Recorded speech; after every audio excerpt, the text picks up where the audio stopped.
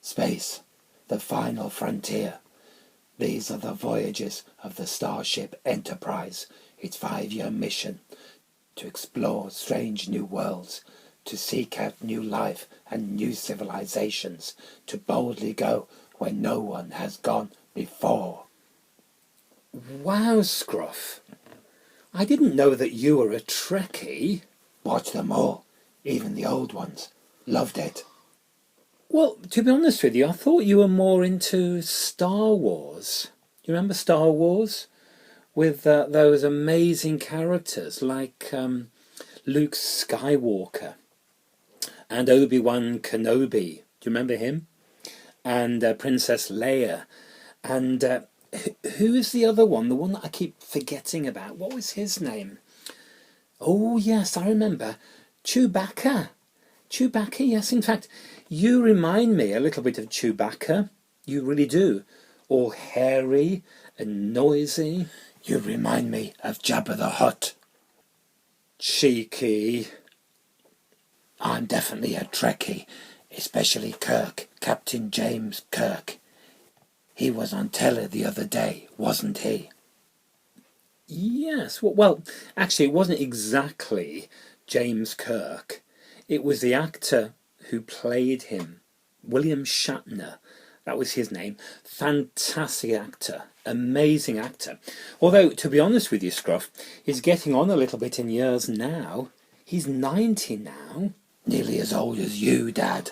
That's the second time, Scruff, in 1 minute that you've been cheeky to me. You've got to stop this. And all the things that I do for you. What? I feed you, I walk you, I look after you, I clean you. You're lucky that you've got me, I have to say. You also help me to go to sleep, Dad. Really? How's that? When you start preaching.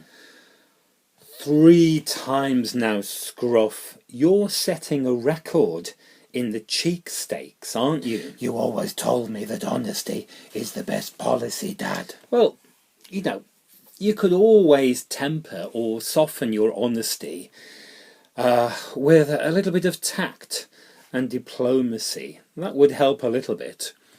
But yes, William Shatner, he was on the telly the other day, and he did go into space. And he said that it was the most profound experience that he could imagine. It really was. And he described it amazingly. He said, this sheet, this blanket, this comforter of blue that we have all around us, it's funny, isn't it? It really is. All those times that he travelled into space as Captain Kirk, and he travelled around different galaxies and planets, and he moved around the stars. And yet in reality, Scruff, he never really left the Earth. But now, this last week, he goes off into space, and the thing that amazes him is not all the things that he can see around him, all the vastness of space, or the immensity of the blackness and the stars and the planets that he can see, or anything else. The thing that amazed him was when he looked back at this planet and he just saw how incredible and amazing it truly is. Dad, you're sort of preaching again. I'm not. Not really, Scruff. I'm saying it as it is. It's incredible and amazing. Space. Yes, of course, space. But the planet Earth, this planet, that's something else. And, you know, Scruff, we're coming to this conference, aren't we? This COP26 conference, meeting up in Glasgow. And representatives from countries all around the world are all gathering together to think and to talk together, because they're really concerned about our planet. What are they worried about? Well, to be honest with you, Scruff, we've not always looked after this planet well. We've polluted our planet in all sorts of ways, not least in the way that we've burned fossil fuels, oil and gas and coal. And the problem with that is that it creates carbon dioxide that ends up in the atmosphere and makes the planet hotter. And that's really not a good thing. And all the other things that we do as well, that the cutting down of trees and even forests. And the problem with doing that? Well, it's because trees absorb the carbon dioxide. So fewer trees equals more carbon dioxide in the atmosphere, and more carbon dioxide equals global warming. Dad, you're wasted in the pulpit. You should be a scientist. I'm no scientist, Scruff. I never did very well at school, to be honest with you. You know me. I'm more of an artist. And all those instruments that I play as well, Scruff. Well, you certainly play the fool, Dad, that's for sure. Scruff, stop it. 4 times now, Scruff. This is too much. You're going for a record of cheekiness, aren't you? Anyway, let's get back to William Shatner. That's the important thing.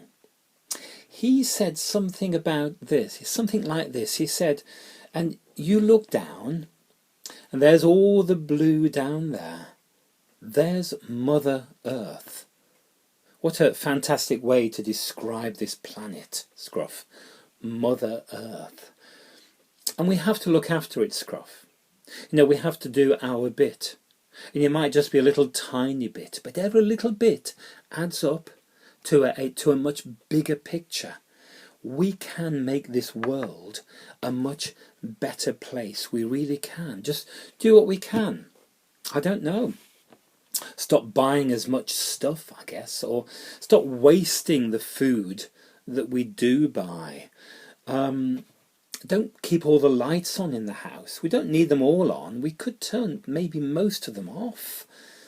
Drive less, perhaps, and walk a little bit more. You're a fine one to talk. I'm saying this to me, Scruff. I'm saying it all to me as well. We all have to do it. And remember that the world actually belongs to God. And God has lent us this planet to look after. I knew you'd get a sermon in there somehow. It's not really a sermon, it's a fact. And I love that hymn. That hymn that talks about the planet in which we live. God in his love for us lent us this planet. And the last line of that hymn, or the last verse in fact, it says, "Earth is the Lord's, it is ours to enjoy it. Ours as his stewards to farm and defend. From its pollution, misuse and destruction, good Lord, deliver us, world without end." Nice words. They are. And not a bad tune. But I know an even better tune. Oh, I know what you're thinking of, Scruff. And I know that you want to sing it. Do you want to? Shall we? Both of us? Really? Do you want to? Come on then, let's have a go. Let's try it. La la